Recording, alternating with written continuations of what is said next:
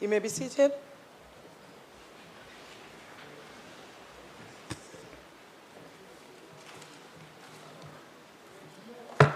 This honorable House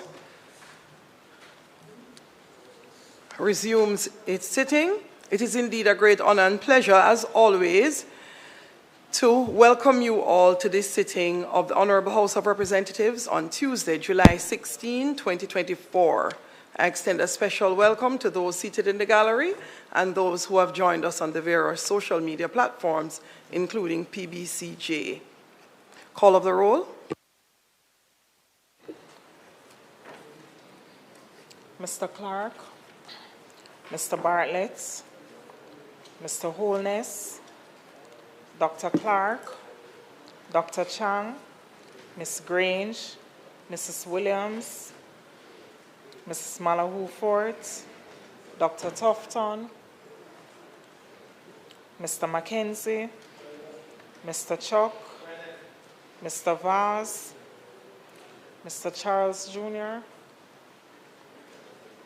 Mr. Green, Mr. Morgan, Mr. Hutchinson, Mr. Terry Long, Ms. Smith, Dr. Dunn, Mrs. Cuthbert Flynn, Mr. Main, Mr. Davis, Mr. Witter, Mr. Brown,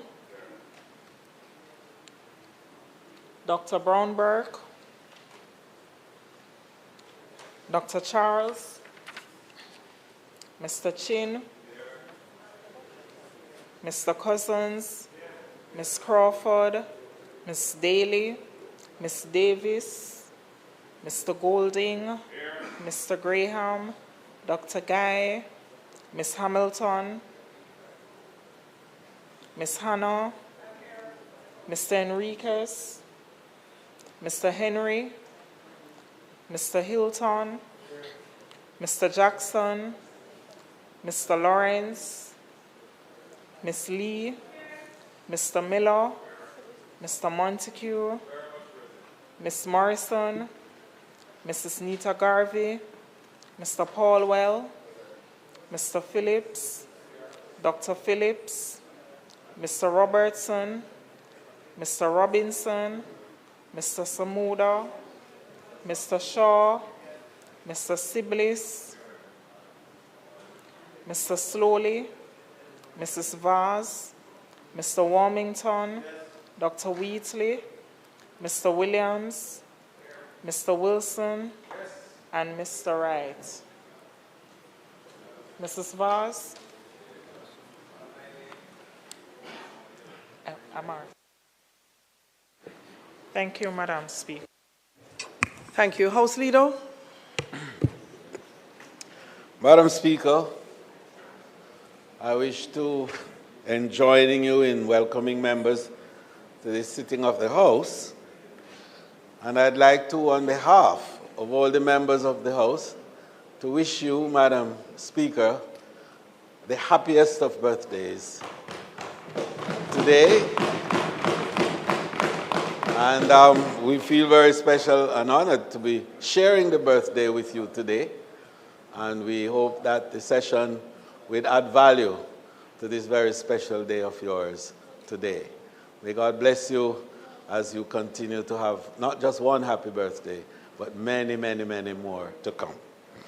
Madam Speaker, the order of the agenda today will, as is customary, be truncated to allow for the public business session to enable the closure of the sectoral debate today. Then we will ask for recommittal of all the other items so as to enable statement by ministers. We'll have 3 today and the other business of the House to ensue. May it please you, Madam Speaker. Thank you, House Leader. Public business. House Leader.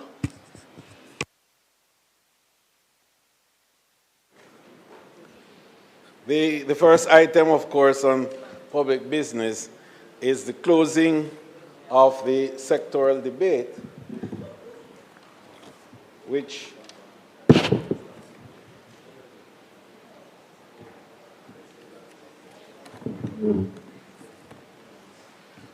Madam Speaker, we began. And Madam Speaker, it really gives me great honor to bring to a close one of, Madam Speaker, I'm not being preemptive of your guidance in this regard. So I will allow you to invite me to close the debate.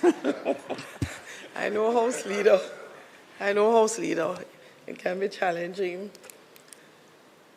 Our House Leader wears many hats, and today it is the honor and pleasure and privilege, I'm sure, of the House Leader to close the sectoral debates. Let us make welcome to his feet, Minister of Tourism and leader of this Honorable House, Honorable Edmund Bartlett, CDMP.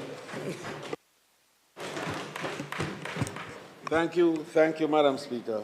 Madam Speaker, it is my honor to bring to a close the sectoral debate for the fiscal year 2024-25.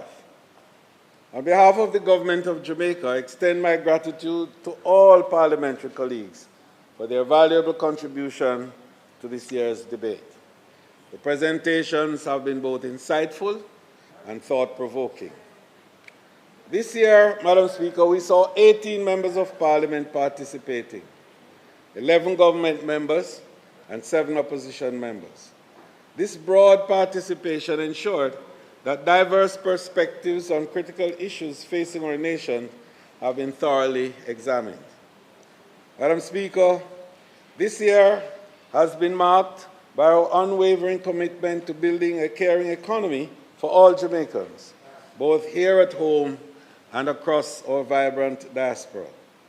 Our focus has been on initiatives that foster inclusive growth, strengthen communities, and create opportunities for every citizen to thrive.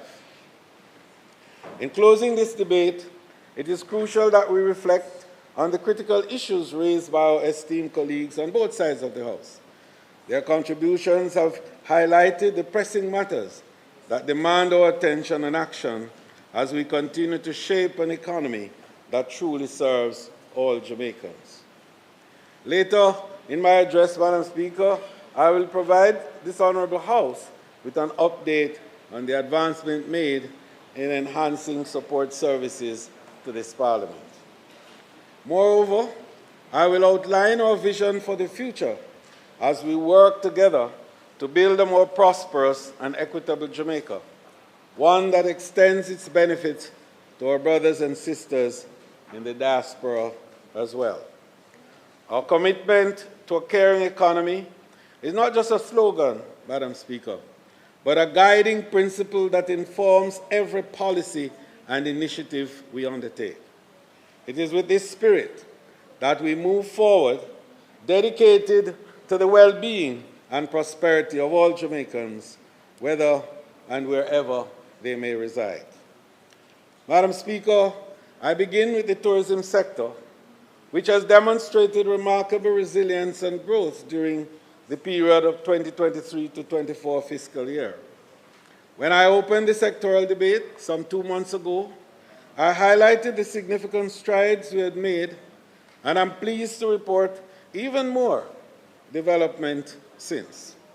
Nevertheless, Madam Speaker, the resilience of the sector was truly tested with the recent passage of Hurricane Beryl, which impacted Jamaica as a Category 4 storm, bringing winds that exceeded 100 miles per hour. Indeed, Madam Speaker, Hurricane Beryl impacted Jamaica most severely on the southern coastal areas, especially in Clarendon, Manchester, and St. Elizabeth. But for the most part, the tourism industry overall did not experience the difficulties and a level of fallout that might have been anticipated. So as the hurricane bore down on Jamaica, we met with industry partners to ensure all necessary precautions were being taken. The Ministry of Tourism activated the Tourism Emergency Operations Center, TEOC, on July 2 at the Jamaica Pegasus Hotel to coordinate emergency response and recovery efforts within the tourism sector during the hurricane.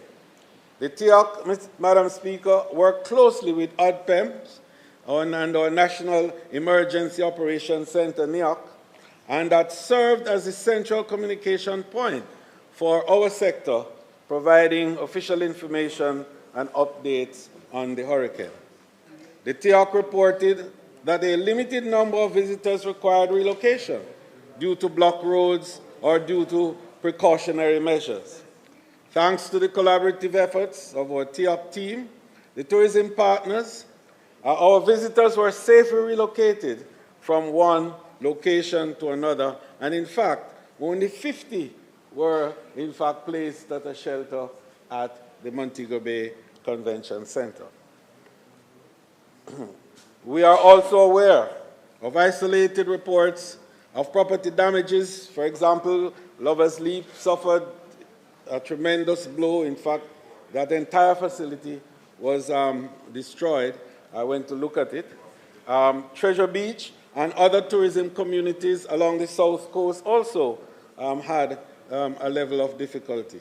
Furthermore, Madam Speaker, I have carried out post-hurricane impact assessments in the resort areas, along with the Tourism Product Development Company, TPDCO, and our quality team, and other ministry officials, as well as JHTA officials, and we have seen a clear picture as to the extent of concerns that exist and the responses that are necessary on our side. Furthermore, many of our small and medium players in the industry suffered immensely at the hands of burial, and we will be looking at ways and means of working with them to help them to recover as we normally do through the programs that we have established at the Tourism Linkages Network. So TEOC will be advising me further on the impact on these entities, and we will be examining strategies to enable swift recovery. Madam Speaker, in an effort to build back these livelihoods and support the recovery of the Jamaican people, the Ministry of Tourism is advising that $2 million of the Spruce Up allocation, which we had announced earlier this year, we are allowing members of Parliament within the southern area, where the damages have been greatest, to use $2 million of the 4 for relief activities during this period. So we are allowing you to use 2 of the 4 that you have already allowed, knowing that normally that 4 would be for tourism-specific development activities within your constituency. We're allowing that 2. And the other MPs across Jamaica will be allowed to use $1 million of their allocation for burial relief activities. These efforts, of course, can include both goods and services that you may want to acquire and have towards alleviating the effect of the most affected members of your constituency in the area. Because, Madam Speaker, the tourism embrace is total, and it covers the entire island. And workers are from every part of the island. They suffer in various ways. And in any help that we can provide to add to the good work that the government is doing in this regard, we definitely will do so. So, Madam Speaker, I want to give special credit at this time to our Most Honorable Prime Minister, the Most Honorable Andrew Holness, and the other members of government, particularly our ministers who have been at the front line of this recovery program. I would not want to name ministers because I may omit someone I don't want to, but I just want to say the ministers of cabinet who have all worked so assiduously and tirelessly and selflessly to bring about a level of recovery now that is allowing for us to be able to move and for tourism in particular, Madam Speaker, to be able to announce what I'm about to tell you in terms of how we have revived and recovered since since burial. I want to spend a minute and to record in Hansard our deep appreciation to these ministers and other technical players in the various agencies of government that have and the private sector who have responded so well and so quickly to this recovery exercise. I commend also the tourism partners and representatives of the Ministry of Tourism and its public bodies, including members of TIOC team, for working closely and tirelessly to mitigate the impact of burial, which helped to facilitate a speedy recovery. I also want to express my deepest gratitude to our tourism workers, many of whom went above and beyond the call of duty, working tirelessly during the storm to ensure the safety of our visitors, even at great personal sacrifice. Madam Speaker, while our tourism sector has demonstrated remarkable resilience, we must acknowledge the significant headwinds we face. Hurricane Beryl is just one of the several factors impacting our sector in recent times. We are contending with global economic uncertainties, airline capacity issues.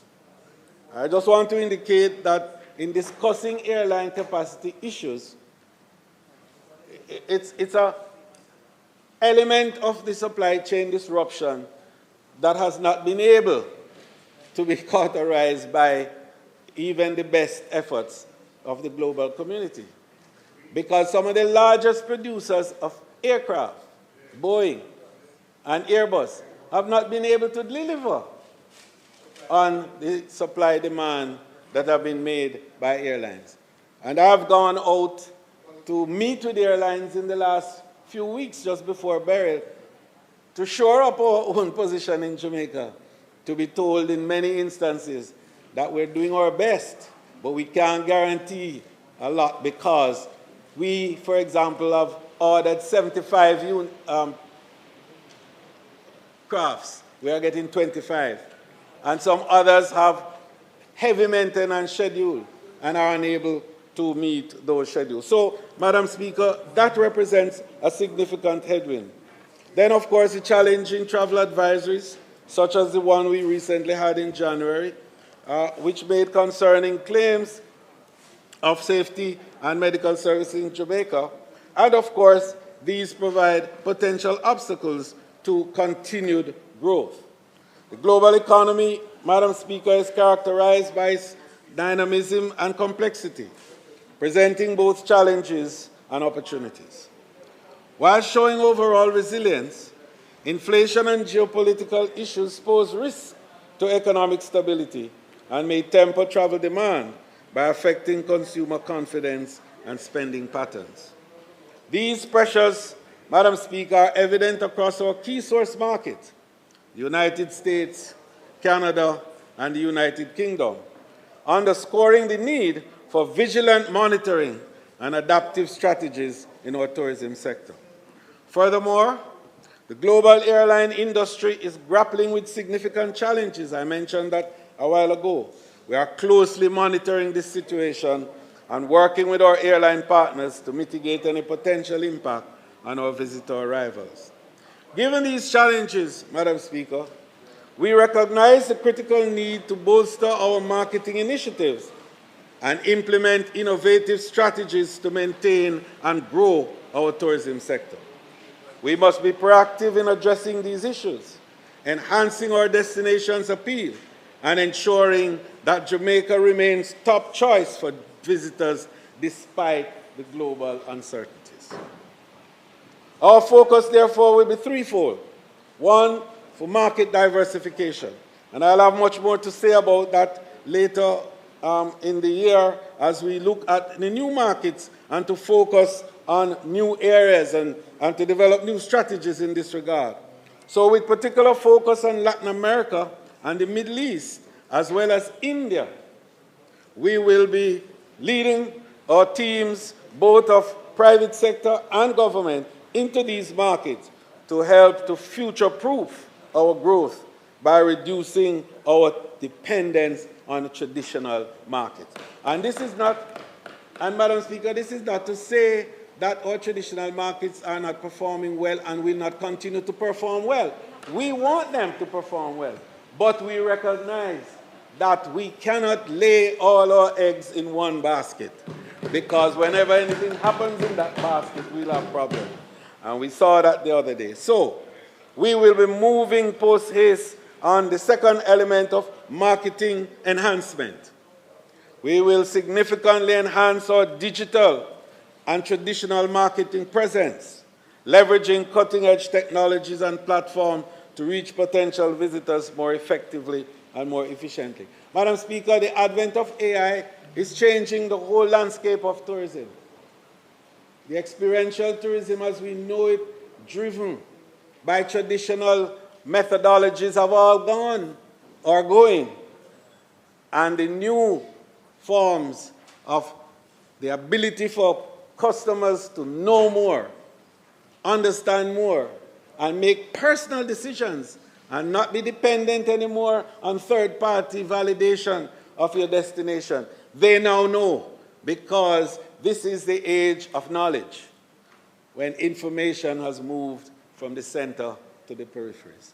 So every person has access to all the information you have access to and can make their own decisions. And it therefore means that it gives us abilities through algorithms to be able to be more predictive. The data that you now get, you can manipulate to give you the information you want, to recognize the demographics that you want to go after, to see what the trends in the markets are, and to also be able to make allocative choices that will be more optimal and more efficient. So it's a new whole process, and that will have implications in terms of our budgetary allocations and how we treat with budgets.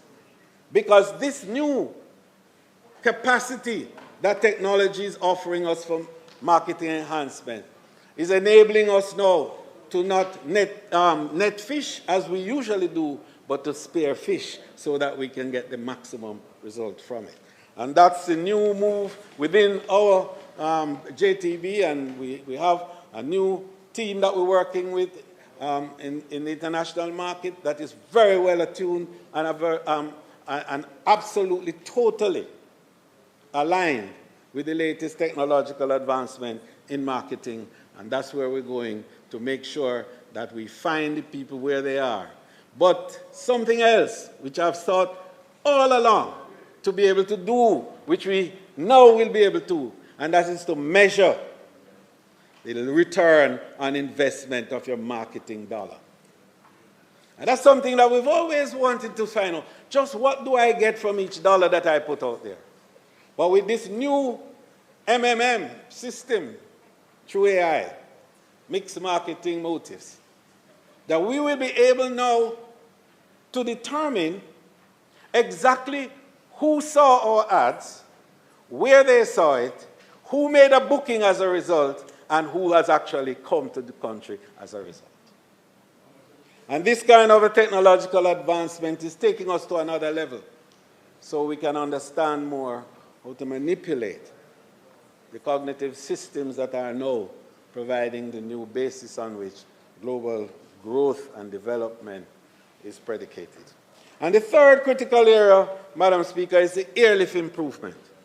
So we are working closely with the airline partners to maintain and improve airlift to Jamaica.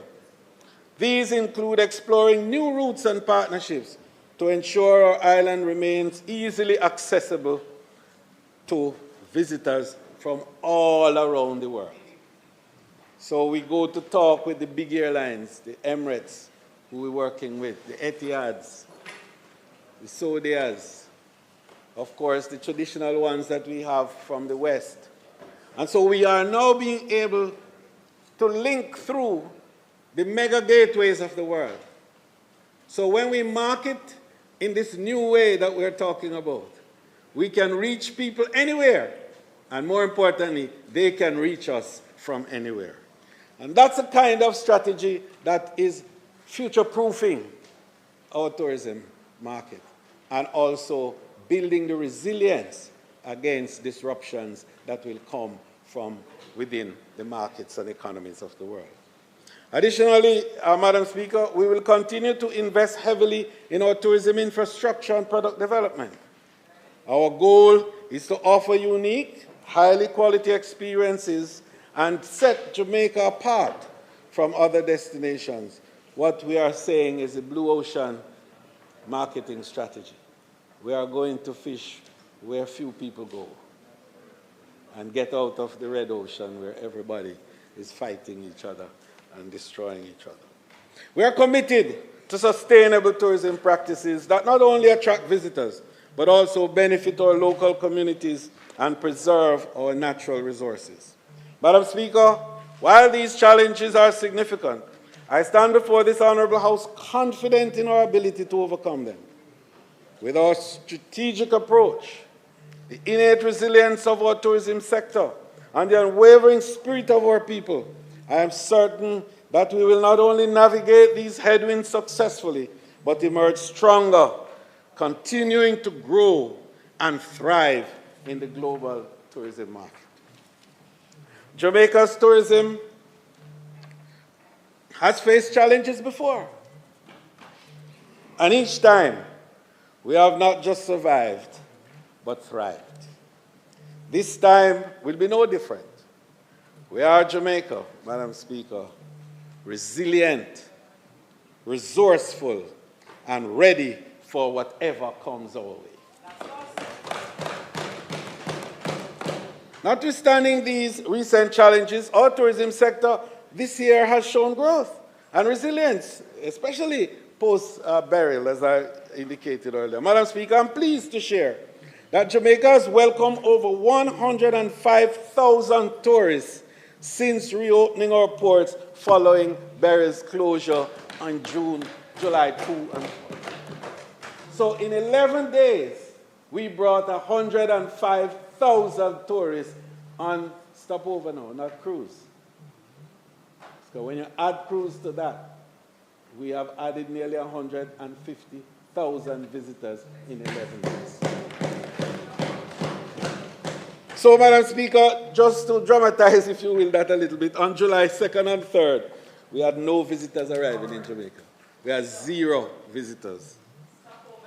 But on 4th of July, we started receiving visitors again.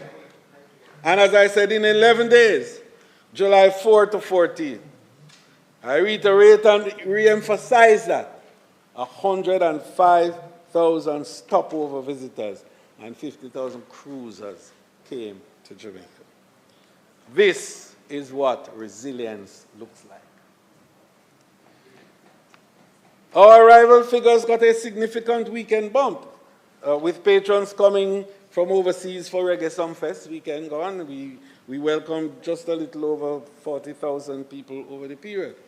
And that event is being staged in Montego Bay, April 14 to 20, and is expected to bring in some $20 million in earnings. The importance of these events as income-generating activities must not be underemphasized, because so many small players benefit from these festivals and cultural activities. I said April? I'm sorry, July 14 to 20. Yes. That means you're listening. That's good. Of course, Madam Speaker, we are building on the successes of last year too. Our gross earnings, as we indicated earlier, surged to $4.38 billion, marking a 9.6% increase over the previous year. This impressive growth is underpinned by a record-breaking 2.96 million stopover arrivals, a 9.4% increase over the fiscal year 22 to 23. Our cruise tourism has also been has seen remarkable resurgence, with a 16% increase over 2023. And I just want to emphasize this, that in the first 6 months of the year, this year, 800,000 cruise passengers came on our shores. And when we add to the $1.5 million stopovers that we have. In half a year, 2.4 million visitors came to our island, keeping us on track to make 4.3 million as we had indicated before COVID and before now burial. So these figures, Madam Speaker, are not just numbers. They represent jobs for our people, opportunities for business, and a stronger, more resilient economy for Jamaica. They reaffirm our position as a premier Caribbean destination and underscore the effectiveness of our tourism strategies. Madam Speaker, I must highlight, and you know, Madam Speaker, I wanted to make another point here which is critical, because a lot of times we forget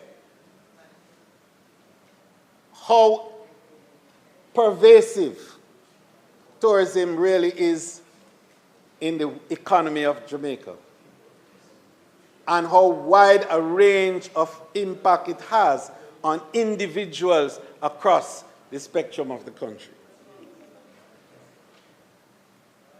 And the advent of the sharing economy and its application in tourism, particularly the accommodation subsector,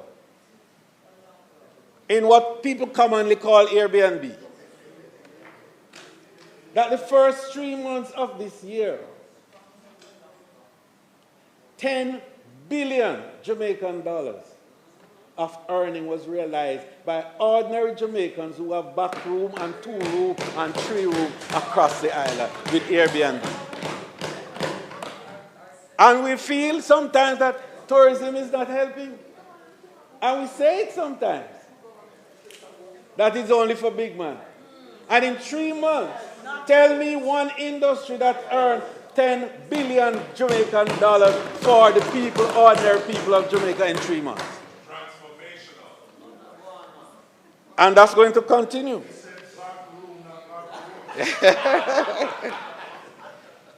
So, Madam Speaker, I must highlight, as a testament indeed to our resilience and adaptability, all of these factors that we sometimes don't think of, but are there and are present and are embraced by our ordinary Jamaicans in their effort to build their own abilities and well-being. So, Madam Speaker, I wanted to make the point about how ordinary people in ordinary places are changing the game for us in so many ways. And we are seeing, for example, that the level of small business involvement in tourism supplies has changed dramatically over the last 5 years. And since COVID, the numbers have now escalated of ordinary suppliers in the industry. And we want to do more about that. We want to look now at the supply side as a key area. Member from Western St. Andrew. As a key area now of involvement to enable a larger and wider group of individuals to tap into the tourism value chain. So we have established now the whole program, and we formed a new team chaired by Dr. Kerry Wallace, to be guided by the team headed by Wilfred Bagaloo, to establish the Jamaica Tourism Supplies Logistics Hub. So as we are on this subject, Madam Speaker, of resilience, I'm just thrilled to announce this groundbreaking development that promises to revolutionize our tourism sector and create unprecedented opportunities for local businesses. Several major cruise lines, and I want you to listen to this, including industrial leaders such as Carnival and Royal Caribbean, MSC and Norwegian Cruise Lines, have expressed keen interest in sourcing our local goods and products from Jamaica. A team of them are coming here this week to have discussions in that regard. So this interest, Madam Speaker, is not merely a gesture of goodwill. It represents a strategic recognition of Jamaica's potential to serve as a key supply logistics hub for the Caribbean cruise industry. The cruise lines have made it clear that they are prepared to significantly increase their procurement of Jamaican products, providing these goods meet their exacting standards for quality, consistency, and reliable supply. Madam Speaker, this is excellent news for our farmers, our manufacturers, our artisans, and other small and medium-sized enterprises. It opens up a vast new market for our local products, potentially transforming our economic landscape. Because, Madam Speaker, the logistics hub is not just about procuring goods. It's not about bringing in goods from elsewhere that we may not have, to package them here, to label them here, and then to transfer them to other destinations. But it's also about building human capital. It's about training a new cadre of skilled Jamaicans to participate in various areas, not just of tourism management and organization, but of course industrial management and organization. And we're excited by the fact that Jamaica has a number of international brands that operate here with operations in other parts of the Caribbean, in the near field, and in other parts of the world in the wider space. And from this location, we can be supplying human capital requirements as well as goods and services to those areas. And it's an exciting new prospect to tourism's engagement in building the economy and in enabling the well-being of our people. So, Madam Speaker, we are not in all of this, however, naive to the challenges that this opportunity presents. And so we have also to ensure that we can meet the stringent requirements of global cruise lines and other entities, and their demand for product sophistication, quality control, and supply chain efficiencies that many of our local businesses may not yet possess. So we have to train and build that capacity. And the Jamaica Center for Tourism Innovation is working with other international certification entities across the world to bring that kind of skill and abilities to our local producers and providers. So this is why I am proud to announce that the Tourism Linkage Network, a division of the Tourism Enhancement Fund, has been working tirelessly to prepare our businesses for precisely this kind of opportunity. Through targeted initiatives, we have been equipping our local enterprises with the skill and knowledge needed to meet international standards. Madam Speaker, this is more than just economic opportunity. It is a chance for Jamaica to showcase our product on the global stage, to demonstrate that our goods are not just good enough for our local consumption, but they are good enough for world consumption and can be satisfying to the most demanding tastes of travelers worldwide. I must also commend, Madam Speaker, the Tourism Vacation Limited for their excellent work in marketing Jamaica as a premier cruise destination. Their efforts have not only ensured that Jamaica remains a top choice for cruise lines, but have also paved the way for their deeper economic partnership. This initiative, Madam Speaker, embodies the essence of our vision for a caring economy. It creates opportunities not just in tourism, but across multiple sectors in our economy. It empowers our local businesses, creates jobs, and ensures that a larger slice of the tourism pie directly benefits Jamaican workers and entrepreneurs. Madam Speaker, I am particularly proud to highlight two groundbreaking initiatives that exemplify our commitment to inclusive growth and sustainable tourism. Last week, the ministry hosted the 10th staging of Christmas in July trade show, and I was very proud of the output in today's newspaper where they said that Christmas in July got 10 out of 10. And that was a remarkable performance on the part of the team. The two-day event, which was held at the National Arena, attracted 205 exhibitors. Christmas in July provides a marketplace for showcasing authentic local Jamaica services and products, bringing together buyers and sellers.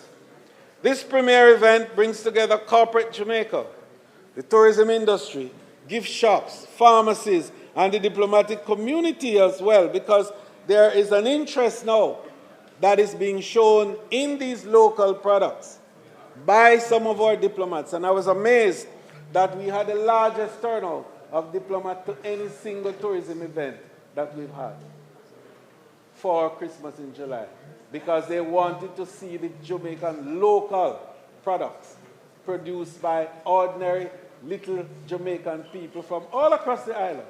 None of the big companies were there, because this was not for big companies.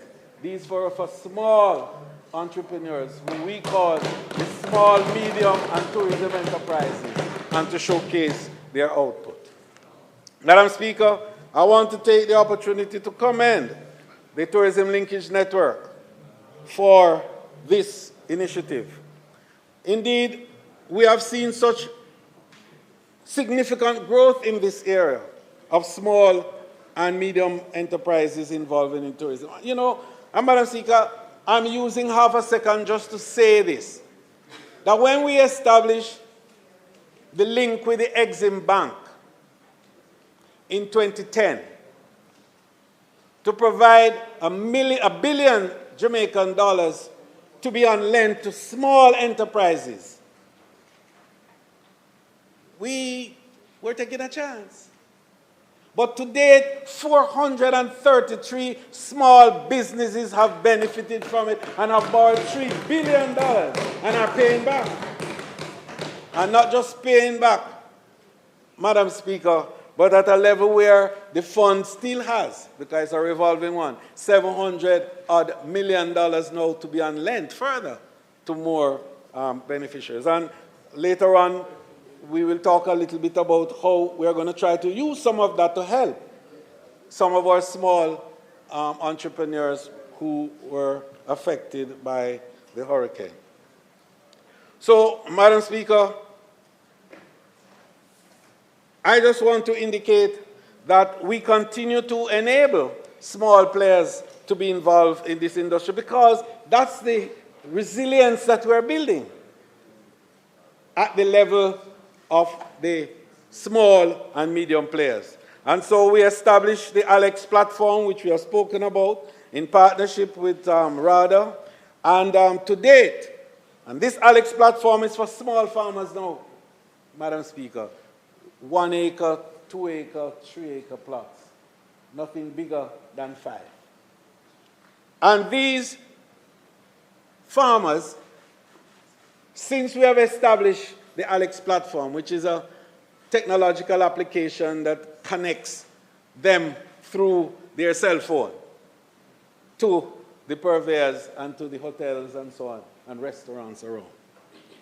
And so far, 1,800 farmers are registered on the platform between January to December 2023. And we saw 4,343,877 kilos of produce traded, valued at $452,770,000. Indeed, Madam Speaker, this platform which we launched has generated since 2020, because we launched it just after COVID. And it was in response to COVID, because people couldn't go around the place anymore to visit the farms. So we made that innovation in terms of what we call virtualization, because you're now connecting virtually. And we were able to connect these small farmers to the hotels. And since 2022 now, $1 billion Jamaican dollars of sales has been realized with the small farmers. And of course, that's excellent news for the farmers. And you know, Madam Speaker, we just make the point because some people still say that tourism is a big man and the little people. But this government of Andrew Holness has changed that paradigm, and we are now making all, and the little man having a real stake in it. And this is why the Airbnb announcement I made a while ago is so significant. Because it's little people with their back room in West Kingston and in Upton Betty, yeah, and in Nonsuch, and wait a bit, and paying land, and back road, yes, who are earning this. And so when it said to me that the $4 billion that we say we earn, gone all over the world, I say, take another look. Because right in your backyard is that US dollar for your friend and your family. So furthermore, Madam Speaker, I am thrilled to announce a significant development in our commitment to the welfare of our tourism workers.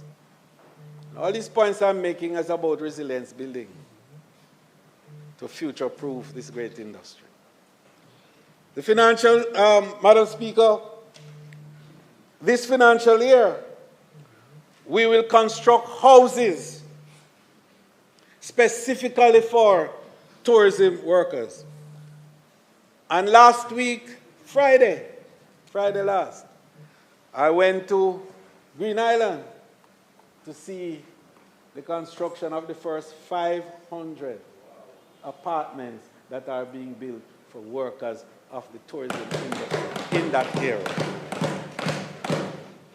And Madam Speaker, the Prime Minister and I had a discussion on social housing as part of the strategy for the tourism workers.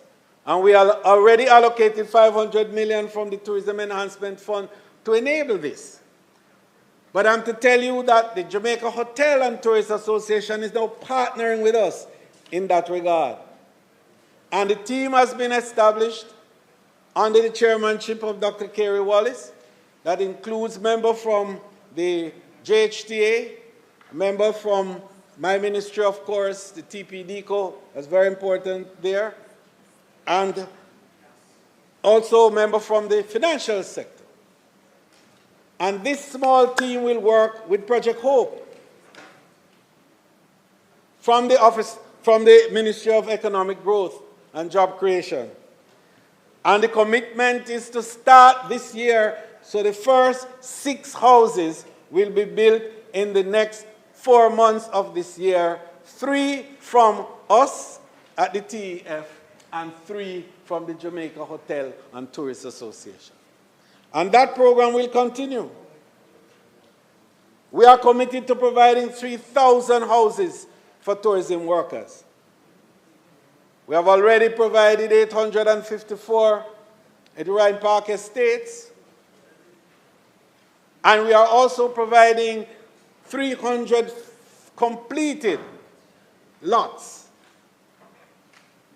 Well, it's a little more than completed lots because they are brownfield. People have built on them already. But what we've gone into is to put in roads and put in water and put in electricity and also sewage to ensure that we have a complete community. Because across the road from that place is one of the finest hotels with all the wonderful conveniences and creature comforts that you could want. And while people are leaving there in the comfort of that beautiful palace, so to speak, called hotel with all its glory, they must not be going back to hovels.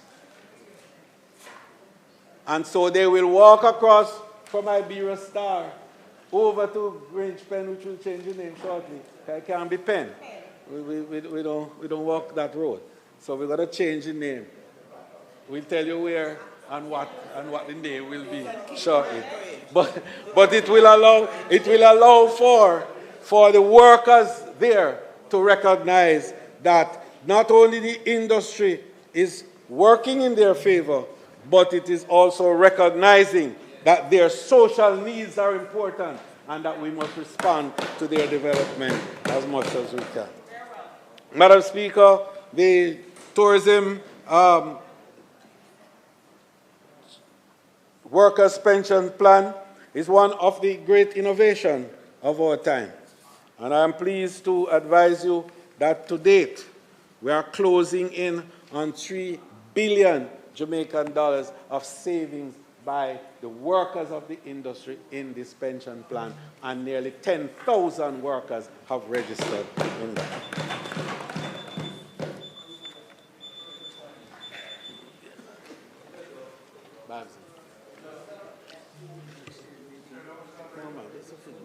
Yes, Acting House Leader. Madam Speaker, I ask that the member be allowed an additional 30 minutes to complete his presentation.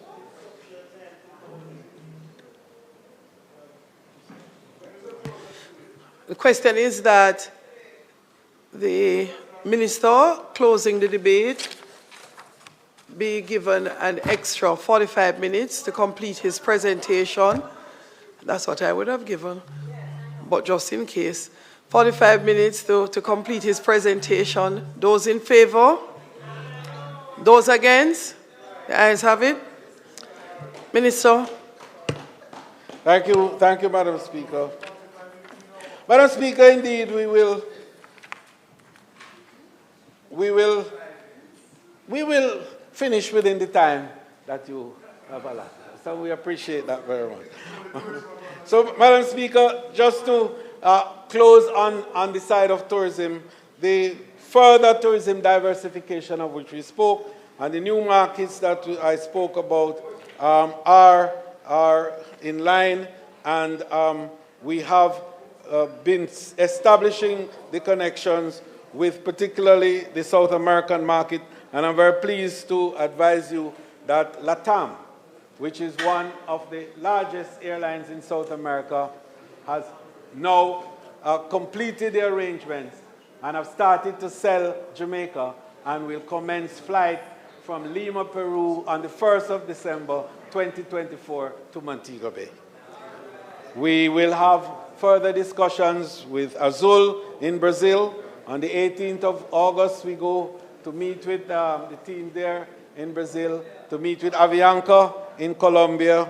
And when we have completed those two arrangements with those airlines, we would have completed the circle for South America, and we would have become now the most connected destination to South America in the English-speaking Caribbean.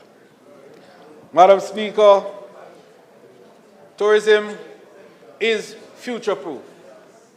Our resilience has in fact been established, and our capacity to withstand disruptions that we know are a feature of our experience is also fully demonstrated.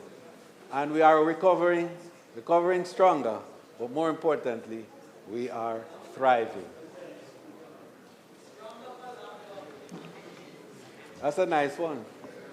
I'll remember that. Madam Speaker, I will now highlight the several crucial developments that emerge from the comprehensive sectoral debate presentations we heard over the past weeks. This Honourable House has been privileged to take note of speeches from both sides, with members given ample opportunity to voice their concerns on matters affecting the citizens of their respective constituencies and the ministry they serve. Madam Speaker, I am pleased to note that the sectoral debate presentations from the government side have continued to align strongly with the Most Honourable Prime Minister's vision, which he articulated in his budget presentation. That vision, Madam Speaker, is building a caring economy for you. And that has been the guiding principle of the policy initiatives and debates that we have had over the past 2 months. Madam Speaker, this year's presentation has not only reflected our achievement, but have also laid out ambitious plans for the future. They have demonstrated how each ministry and its respective public bodies are working tirelessly to create an ecosystem that truly cares for every Jamaican, both at home and abroad. From enhancing social support systems to fostering sustainable economic growth, from improving health care access to creating more inclusive education opportunities, our colleagues have presented a cohesive strategy. This strategy aims not just to drive economic progress, but to ensure that this progress translates into a better quality of life for all Jamaicans. Madam Speaker, the opposition has also played a crucial role in these debates. Their constructive criticism and alternative viewpoints have contributed to a robust discussion on the best path forward for our nation. This exchange of ideas is a hallmark of our vibrant democracy, and I commend all members for their passionate and thoughtful contributions. As we move forward, it is clear that our focus remains steadfast on building a Jamaica that cares for all its citizens, provides opportunities for growth and development, and stands resilient in the face of global challenges. The concept of a caring economy is our commitment to ensure that no Jamaican is left behind as we progress. The presentations we have heard over these weeks will serve as a roadmap as we continue our work to make this vision of a caring economy a reality. Madam Speaker, I'm pleased to report that the Honorable Dr. Christopher Tufton, Minister of Health and Wellness, and his team, continue to make remarkable strides in building a caring and comprehensive healthcare system for all Jamaicans. A shining example of our progress is the Code Care Project.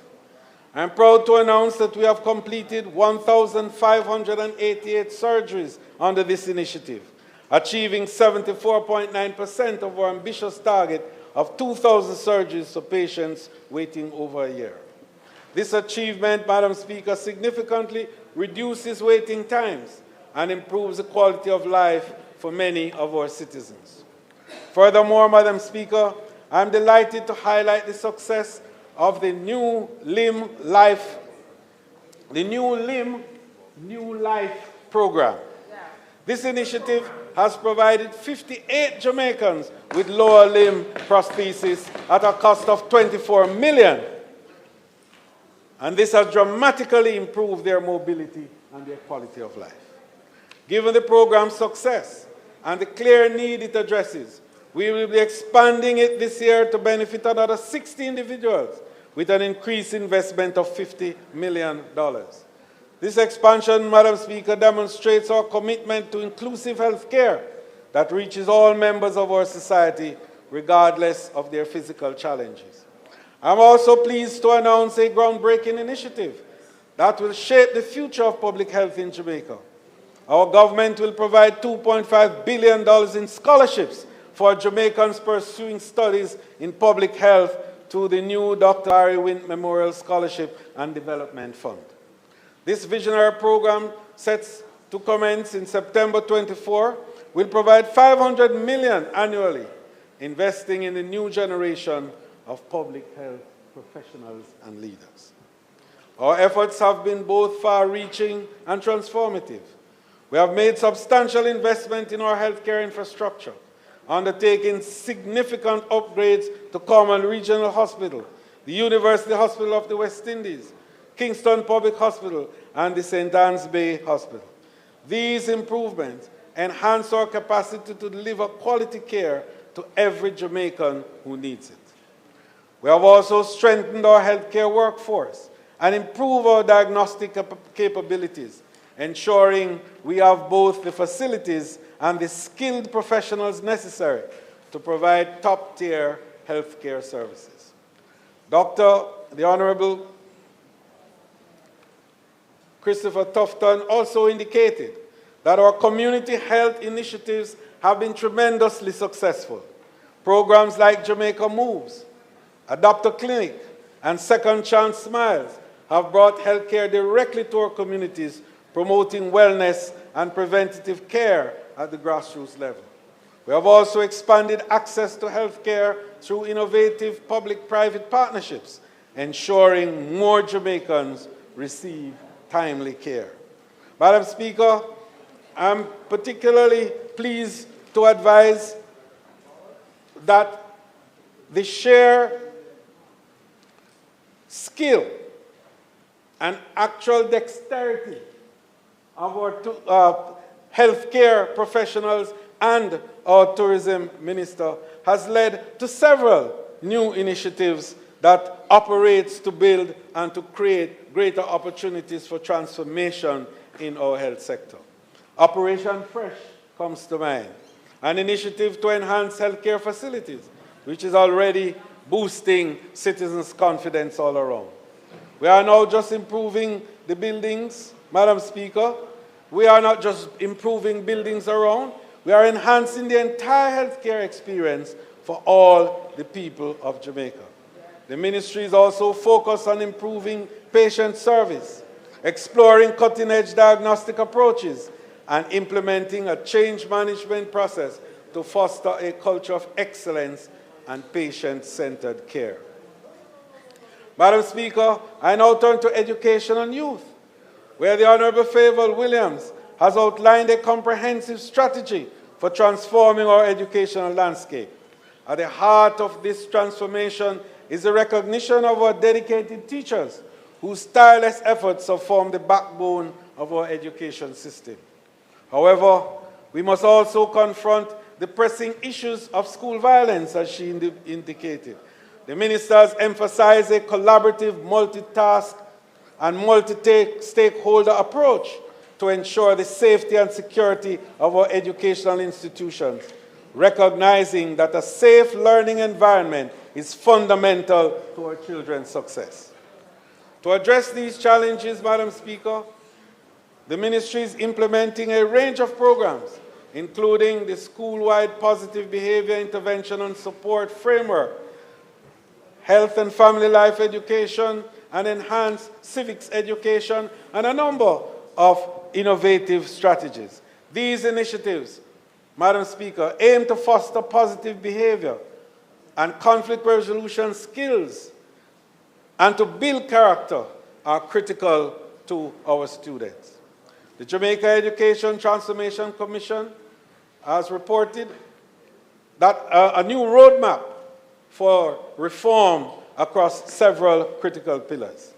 I am pleased to report significant progress in these key areas, such as governance and accountability, early childhood education, and the support for special needs children. The establishment of Education Transformation Oversight Committees, ETA, demonstrates our commitment to meticulous, stakeholder-driven reform. We are also addressing the need for most vulnerable youth through initiatives like the Transitional Living Program, providing vocational training, life skill and housing assistance to those who need it most. Madam Speaker, our focus has also extended itself to enhancing fundamental literacy skills through programs like the Literacy Education Acceleration Program, LEAP, and diversifying learning pathways through the Alternative Pathways to Secondary Education Program. Finally, here, Madam Speaker, the ministry is improving educational infrastructure, integrating technology in our classroom, and supporting youth development through initiatives like the Prime Minister's National Youth Awards for Excellence and Youth Innovation Centers. In national security, Madam Speaker, the Honorable Dr. Horace Chang has detailed impressive advancements in safeguarding our citizens and revitalizing our neighborhood. Our mission in national security is clear: to excel in the Caribbean region and establish a safe Jamaica through evidence-based policies and strategic resource mobilization. I am pleased to report that we are making substantial progress towards this goal. One of our most significant achievements, Madam Speaker, is in the fight against organized crime. Dr. Chang reported that at the start of the year, there were 244 active gangs in the country. Through our concerned efforts and strategic interventions, I'm proud to announce that this number has been dramatically reduced to 106 active gangs, a remarkable decline of 56%. This reduction represents a major blow to organized crime and a significant step towards a safer Jamaica. Yes. Madam Speaker, we have expanded the Jamaica Eye project by installing new CCTV systems across the island. We have upgraded the Jamaica Constabulary Force Communication Network and enhanced our traffic ticketing management system. These technological advancements are crucial in our fight against crime and in improving public safety. We have also prioritized the modernization of police infrastructure. Multiple stations have been renovated or constructed, providing our law enforcement officers with the facilities they need to serve and protect effectively. Madam Speaker, the major organized crime and anti-corruption agency, MOCA, continues its vigilant work in investigating organized crime and corruption. These initiatives in cybersecurity and integrity assurance are at the forefront of our effort to combat sophisticated criminal activities. Our approach to crime prevention and community transformation has been holistic and far-reaching. We have implemented programs target at the at-risk youth, focusing on behavioral modification and mediation skills training.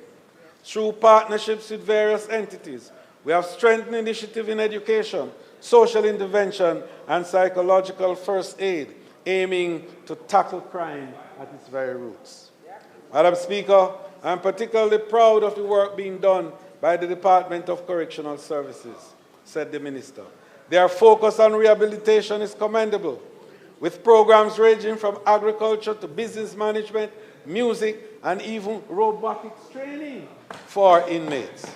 These initiatives not only provide valuable skills, but also offers path to reintegration and to reduce recidivism. Madam Speaker, our approach to national security is comprehensive, proactive, and deeply committed to creating safer communities for all Jamaicans. We are not just fighting crime. We are building a society where crime is less likely to take root in the first place. The significant reduction in active gang is a testament to the effectiveness of our strategies. With continued support and dedication, the Minister indicated his confidence that we will achieve our vision of a safer, more secure Jamaica for all our citizens. In the area of national justice, Madam Speaker, the Honorable Dr. Delroy Chuck presented a series of remarkable advancements. And in fact, it gives me great pleasure, as he indicated then, to inform this Honorable House that our parish courts has achieved a milestone by effectively eliminating their case backlog, marking a significant step towards our goal of timely justice delivery. Furthermore, the Court of Appeal and the Supreme Court have demonstrated exceptional efficiency with impressive case completion rates that underscore our unwavering commitment to a streamlined and effective judicial process. Madam Speaker, I must also, in his words, address an important aspect of our judicial system's accountability. He said last year we paid over $530 million in judgment debt for 182 matters. This, he said, demonstrated our commitment to honoring our legal obligations and maintaining the integrity of our judicial system. Looking ahead, he has earmarked some $680 million for the current financial year to settle claims, further reinforcing our dedication to justice and fairness. Under the strategic plan of Chief Justice Brian Sykes, we are just maintaining our courts. We are elevating them, and I repeat that. We are not just maintaining our courts. We are elevating them to world-class standards, and that is the mission of this government of Andrew Holmes. We are elevating them to world-class standards. We're renovating and increasing judicial arrangements all around to ensure that our courts are well-staffed and equipped to serve the Jamaican people. Madam Speaker, our commitment to justice extends beyond the courtroom. The success of our restorative justice, child diversion, and victim service program showcases our dedication to providing alternative conflict resolution methods and supporting our most vulnerable citizens. By expanding mediation services and enhancing the role of justice of the peace, we are making justice more accessible and transformative across all Jamaican communities. We have also streamlined several vital services. The expungement service now offers meaningful second chances. Our notary public services provide crucial legal authentication, and we have simplified the marriage license application process, making it more efficient for our citizens.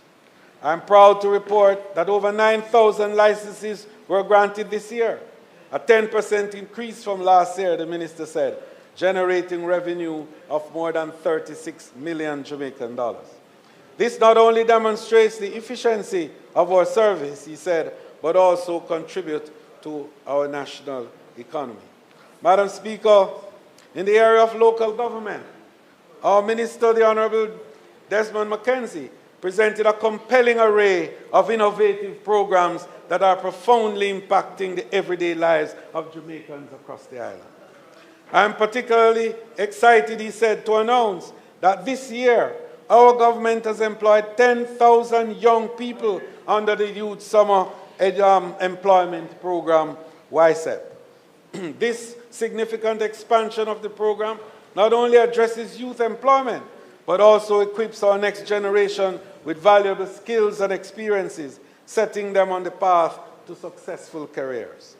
At the forefront of our local government effort is the modernization of our Jamaica Fire Brigade. I'm proud to report, he said, that for the first time in its history, the brigade is now at its full complement. This achievement comes after $400 million investment in new vehicles and the addition of 206 highly trained new firefighters in the last financial year. We have also implemented new record management systems and established fire warden clubs in schools, fostering a culture of safety and preparedness among our youth. These measures, Madam Speaker, coupled with the enhanced strategies to manage bushfires, are significantly strengthening the capacity and ability of the fire brigade to protect lives and properties across Jamaica. Madam Speaker, the minister indicated the efforts that they have to boost the Solid Waste Management Authority, NSWMA, and to increase and improve its capacity to enable better garbage collection across the island. This administration, he indicated, has steadily and consistently invested in improving the agency's fleet, with 165 new garbage trucks purchased over the last 8 years. New units also include a compactor, crane, tipper, and scout trucks. Madam Speaker, the NSWMA's improved operations are contributing to cleaner, healthier communities island-wide. Madam Speaker, the Office of Disaster Preparedness and Emergency Management continues to play a crucial role in safeguarding our communities. Their implementation of the flood hazard early warning system for Port Maria is a prime example of how we are using technology to protect our citizens from national disasters. And of course, Madam Speaker, the agency is playing a critical role in the pre- and post-hurricane burial efforts on the ground. And I indicated that earlier, but I want to reiterate the congratulations to the Minister and his team for the tremendous job that they have been doing so far in the recovery program. Also, Madam Speaker, the Social Development Commission has been instrumental in driving community projects and providing entrepreneurship grants. These efforts are creating economic opportunities at the grassroots level, empowering Jamaicans to build a better future for themselves and their communities. Madam Speaker, the Minister of Labour and Social Security, the Honourable Pernell Charles, indicated that at the core of the caring economy is an unwavering commitment to empowering all Jamaicans with a particular focus on the most vulnerable citizens of our land. The program of advancement through health and education path and our social pension program continue to be the bedrock of this commitment, providing crucial support to those who need it most. We are also fortifying the foundations of our social security systems, he said. The National Insurance Scheme, NIS, and the National Insurance Fund, the NIF, are undergoing significant enhancement. He said we have now not only increased benefits, but also are reforming our investment strategies to ensure that these vital programs remain robust and sustainable for generations to come. Madam Speaker, the Overseas Employment Program, he says, is evolving to meet the needs of the changing global landscape. They are enhancing preparation and preparing services, ensuring that the workers are not just ready for international opportunities, but are positioned to excel and represent Jamaica with pride on the world stage. In line with our commitment to modernization, Madam Speaker, we are revolutionizing the ministry, the minister said. The launch of our rebranded job portal and streamlined work permit process are making it easier for both job seekers and employers to connect and thrive. He is saying that he's particularly excited about the plans to introduce an unemployment insurance scheme, a crucial safety net that will provide security and peace of mind for all the workforce. Madam Speaker, moreover, he indicated that he is placing a strong emphasis on fostering social dialogue, strengthening labor relations, and promoting decent work and worker protection. These efforts, Madam Speaker, are fundamental in building a fair, dynamic, and prosperous labor market that benefits all Jamaicans.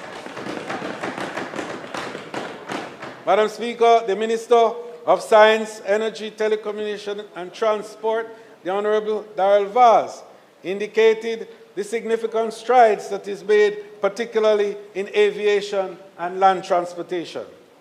The airports have been notable by the improvements that we have seen, and they are experiencing now robust post-COVID traffic recovery. And I know that, Madam Speaker, from where I sit. This resurgence is not just a return to normalcy, but a springboard for future growth in our tourism and business sectors. I am pleased to announce, said the Minister, that we are reintroducing an aged vehicle policy to support our public passenger vehicle PPV operators. This policy will allow existing operators to import motor cars up to 10 years old and buses up to 20 years old for use in the PPV sector. This initiative, Madam Speaker, will help modernize our public transport fleet, improving safety and efficiency for all Jamaicans. In the energy sector, he indicated that they are tackling all the challenges that they face head-on. And indeed, Madam Speaker, if I'm allowed a personal piece here, that's the nature of that minister. He tackles the challenges head-on. He indicated that they are working diligently to reduce non-technical losses in electricity and enhance rural electrification, ensuring that all Jamaicans have access to reliable power. The efforts to extend, Madam Speaker, their efforts to extend to managing petroleum pricing, exploring oil and gas opportunities, and developing comprehensive renewable energy plans are critical initiatives that the Minister indicated. Indeed, in telecommunications, he said that they are building new bridges to enable the bridging of the digital divide and to foster growth. The initiatives are aimed at expanding connectivity across Jamaica, ensuring that our community is not left behind in any of our digital transformation. Science and technology remains at the forefront of our development agenda. We are enhancing our investment in research and development, supporting STEM education, and establishing a technology commercialization sub-office. Madam Speaker, the Minister indicated that they have designed a whole innovative process to drive economic growth and innovation and to position Jamaica as a leader in the knowledge economy. Madam Speaker, the Minister of Culture, Gender and Entertainment and Sports, the Honorable Olivia Babsy-Grange,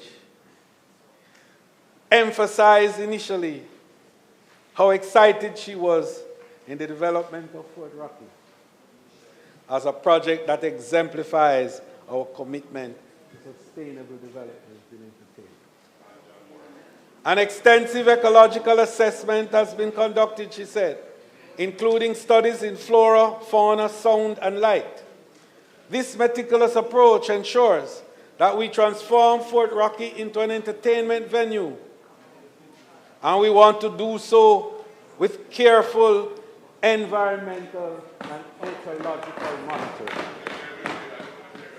This balance between development and the preservation is crucial, Madam Speaker, for our nation's future. Equally exciting are our plans for Jamworld. Yes. We envisage transforming this space into a dynamic 24-hour venue, complete with new parking lots and viewing decks. We are exploring public-private partnerships to develop Jamworld as a state-of-the-art TV and film soundstage facility and live performance space. This initiative, Madam Speaker, has the potential to significantly boost our entertainment industry and create numerous job opportunities for our talented citizens. The Minister indicated how proud she was of the efforts of our sporting women, especially those affected by issues that are around. And we'll have more to say about our sporting women in another paragraph. But suffice it to say that she wanted to emphasize how critical it was for us to be supporting now our women in general, especially those affected by domestic violence. He says they have established 2 shelters that serve as more than just safe havens. That these facilities, she indicates, secure and are well equipped, and that they cater to the women and their children, offering therapeutic setting for healing and growth. These shelters, Madam Speaker, she said, are not just about protection. They are about empowerment. They offer counseling services, legal assistance, and various training programs designed to help women achieve financial independence. She indicated how pleased she was to report that women in our shelters have established thriving strawberry farms, while others are earning income through jewelry making and other skills that they have acquired since they have left their abusive situations. This approach, Madam Speaker, embodies our commitment to a caring economy. We are not just addressing immediate needs, we are providing the tools and the support necessary for these women to rebuild their lives and contribute to our society in meaningful ways. Madam Speaker, the Minister was excited also to announce her plans for the work to be done on the National Stadium redevelopment and to develop the stadium into a world-class facility. This project will facilitate, under the recently signed framework for cooperation between the Government of Jamaica and the United Kingdom, the wherewithal to enable the reality of a new stadium with world-class facilities. Madam Speaker, the Minister of Agriculture and Fisheries and Mining, the Honorable Floyd Green, indicated his commitment to building a resilient and productive agricultural sector, and that decisive actions are being taken by our farmers, particularly in the face of these climate challenges that they are now experiencing. I am pleased, he said, to announce an ambitious plan to distribute 2,500 irrigation kits to small farmers across Jamaica.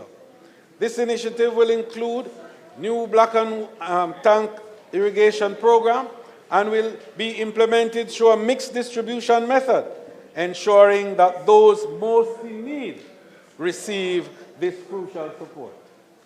Madam Speaker, He said this is more than just a distribution of equipment. It is about empowering our farmers to withstand drought periods, enhancing their productivity, and securing our nation's food supply.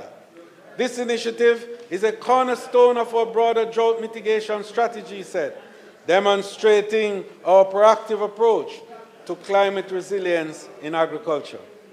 We're also making, he said, significant strides in large-scale irrigation projects. The Pijopain irrigation scheme is set to cover an impressive 3,000 hectares, while the Essex Valley project has completed all necessary pipes and wells and is ready in short order to be enacted. Looking ahead, he says, we have committed $730 million over the next few years to increase irrigation coverage to 4,000 hectares. These investments, Madam Speaker, will transform our agricultural landscape, boosting productivity and opening new opportunities for our farmers. In the dairy sector, he indicated that they are introducing the innovative D-Link program, providing mobile milkers and solar coolers to our dairy farmers. This technology-driven approach will enhance efficiency and quality in our dairy production, supporting their crucial sector of our agricultural economy. Madam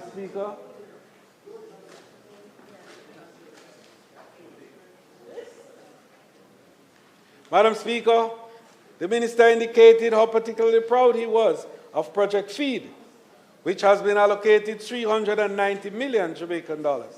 This project targets explicitly youth, women, and persons with disability, providing them with opportunities in agriculture.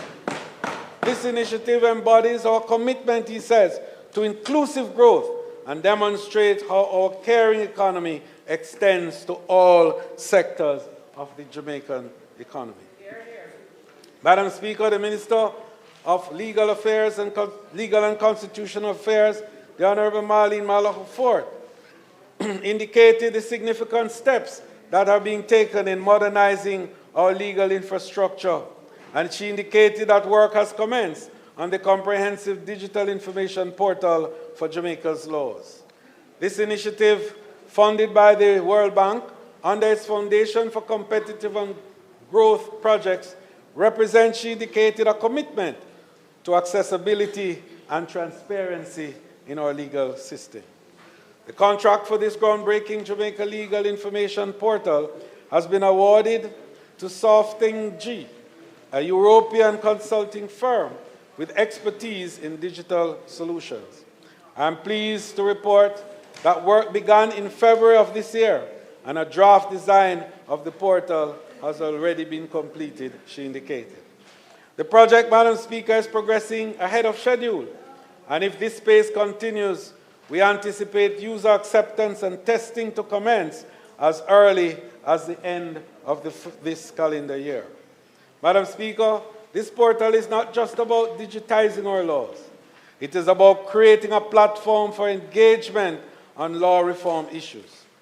To those calling for more public involvement in our legal process, I say this: we are building the infrastructure to facilitate that engagement in this digital age, she indicated.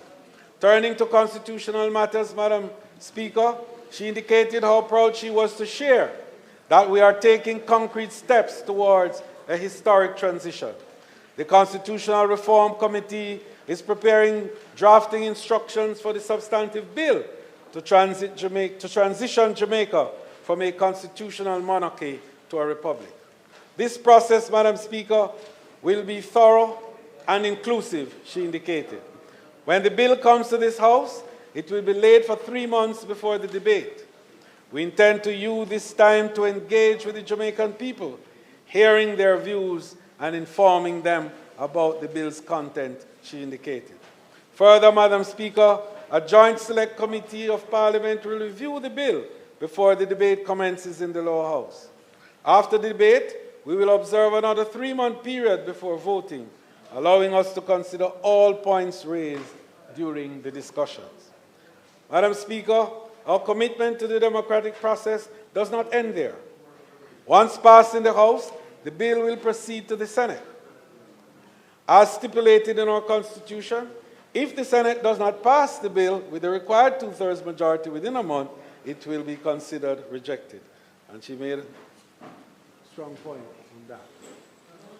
This meticulous process, Madam Speaker, reflects the gravity of the change we are considering.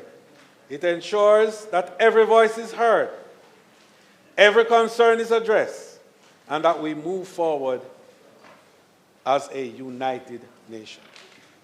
Madam Speaker, these developments in our legal and constitutional affairs demonstrate our government's dedication to modernization, transparency, and democratic participation. We are not just updating our laws and constitution. We are paving the way for a more engaged, informed, and empowered Jamaican citizenry, she concluded. Madam Speaker, the opposition members made valuable contributions to this year's debate. Their insights have enriched the debate and have offered alternative perspectives on crucial national issues. Member Anthony Hilton, the spokesman on industry, investment, and global logistics, presented a compelling case for the establishment of a national supply chain and logistics council. And he and I are at one on that. In our post-COVID world, he indicated this proposal carries significant weight. And I want to endorse that, in fact. Mr. Hilton emphasized the critical need for real-time data quality and transparency to inform effective policy interventions. He astutely pointed out the necessity for trade diversification and industrial policy intervention to mitigate over-reliance risks. His vision extended to updating and expanding trade agreements, particularly with Africa, to bolster our global supply chain. He also highlighted the untapped potential of our medicinal cannabis and nutraceutical industries, as well as the revitalization of the Global Logistics Hub Initiative as avenues for job creation and investment attraction. Madam Speaker, the opposition spokesperson on Foreign Affairs and Regional Affairs, Dr. Angela Brown-Burke, brought to our attention the pressing need for a new direction in regional and foreign affairs. Her presentation underscored the importance of precise policy positions, accountability, and inclusivity in Jamaica's foreign relations. Dr. Brown-Burke addressed a range of critical issues, from the Palestinian crisis to Jamaica's role in CARICOM, international trade, cybercrime, and the growing threat of disinformation. Her emphasis on transparency, public engagement, and upholding democratic values in governance is both timely and crucial. Mr. Michael Phillips, the opposition spokesman on housing and transport and works, provided a comprehensive overview of challenges in various sectors, calling for improved governance and accountability. His focus on public transport sector highlighted the urgent need for a new policy direction to ensure safety and efficiency. He also stressed the importance of modernizing and regulating the Transport Authority to enhance operational efficiency. His contribution extended to road safety and infrastructure maintenance, which are crucial factors in reducing accidents and fatalities, he said. His advocacy for a national consultation on the mining sector, particularly in light of development in rare earth minerals, demonstrates foresight in maximizing our natural resources. The call for inclusive policies for local contractors reflects a commitment to leveling the playing field and promoting equitable economic growth. Madam Speaker, there are many other powerful contributions from the opposition, and all of these underscore the importance of collaboration and unity in driving positive change for Jamaica. They remind us that despite our differences, we share a common goal: the progress and prosperity of our nation. Their emphasis on sustainable growth, inclusive development, and resilience building aligns with our government's vision of a caring economy. As we move forward, we will carefully consider these proposals and insights.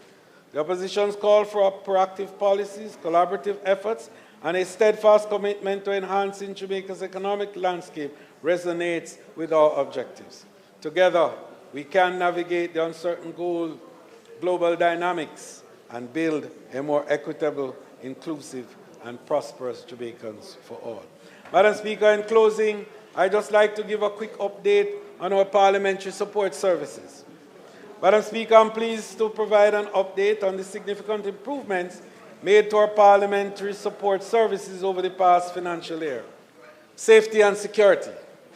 We have prioritized the safety and security of our parliament, implementing the following key upgrades. 1, our fire alarm systems have been modernized from analog to digital, enhancing our fire detection capabilities. 2, we are installing storm shutters to protect against severe weather events. 3, parliamentary staff have received ongoing disaster preparedness training from ODPEM and the Jamaica Fire Brigade. We are upgrading our CCTV systems with advanced AI features, including, and members, you need to listen to this, including facial recognition, intrusion detection, and incident management.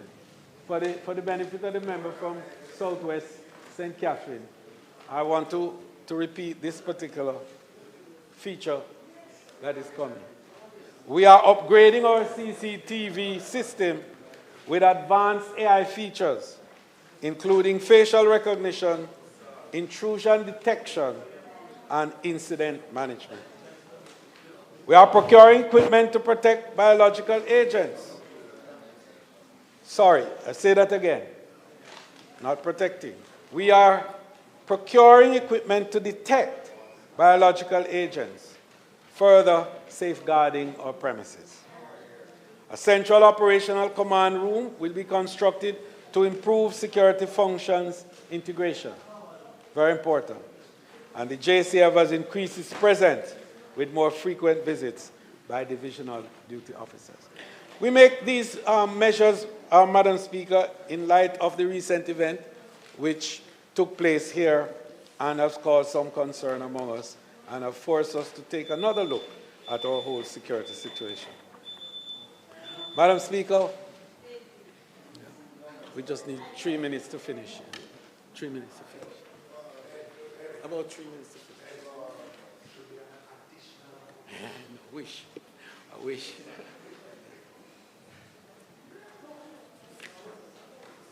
Yeah, just 3 minutes. Madam Speaker, I ask that the member be allowed 3 minutes to complete his presentation. Thank you. That's what it is. House, the question is the member be allowed an additional 5 minutes to complete the presentation. Those in favor? Those in favor? Those against? The ayes have it. House Leader. Thank you, Madam Speaker. Madam Speaker, I'm proud to report that since my last address, we have passed 20 bills in this Honorable House. Our committees have been quite active with 119 meetings held, 55 sessional select committee meetings, and 64 joint select committee meetings.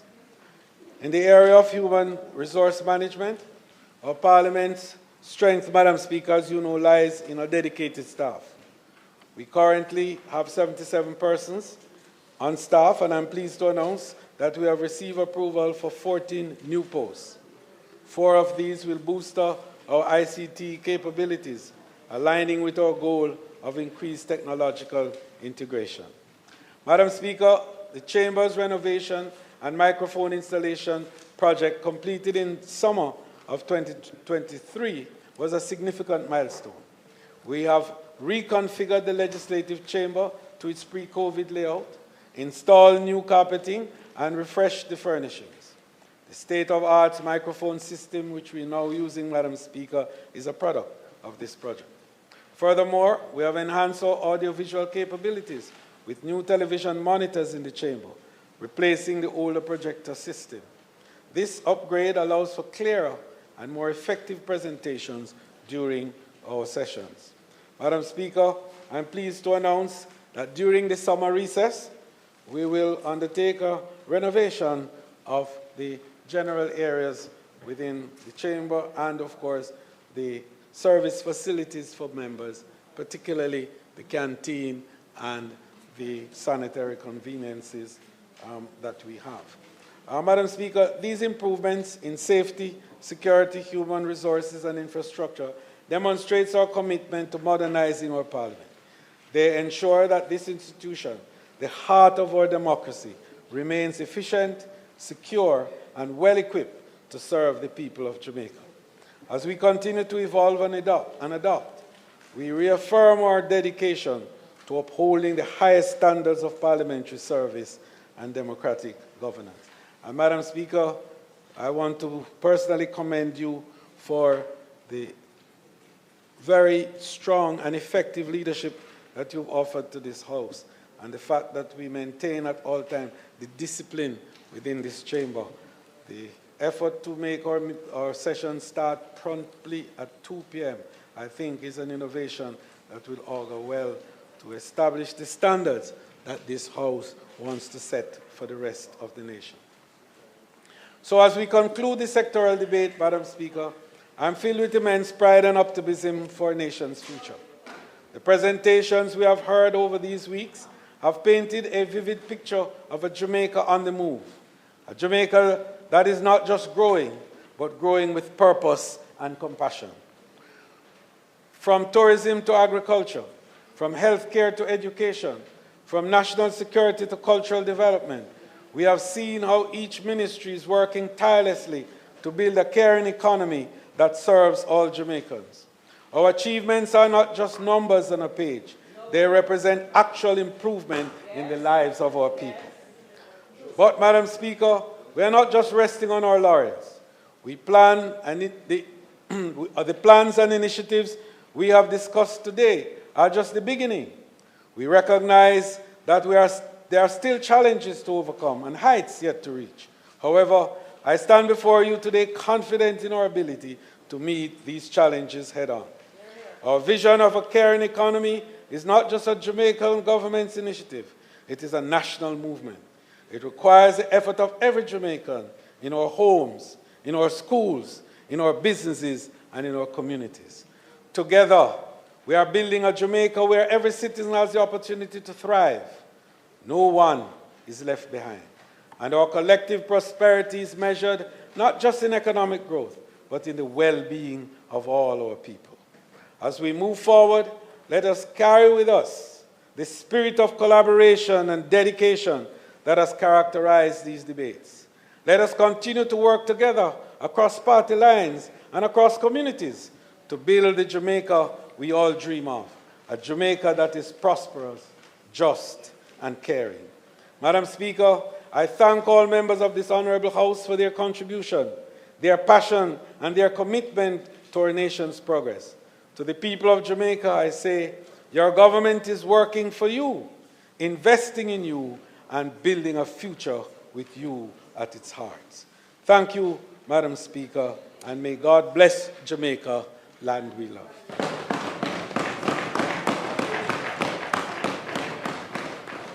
House Leader, if you don't mind, there are additional items on public business that will partially depend on a proceeding. No, we have to. So table. I would ask for a recommittal of the item. Let me just close. Oh, you haven't closed it? No. Madam Speaker, I beg to move that the motion be approved.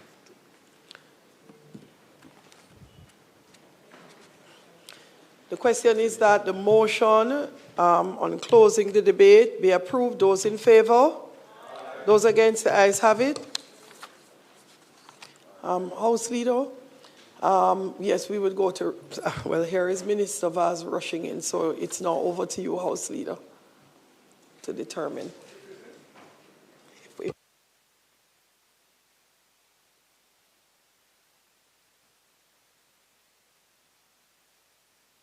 Or ask for recommittal on the matter of public business.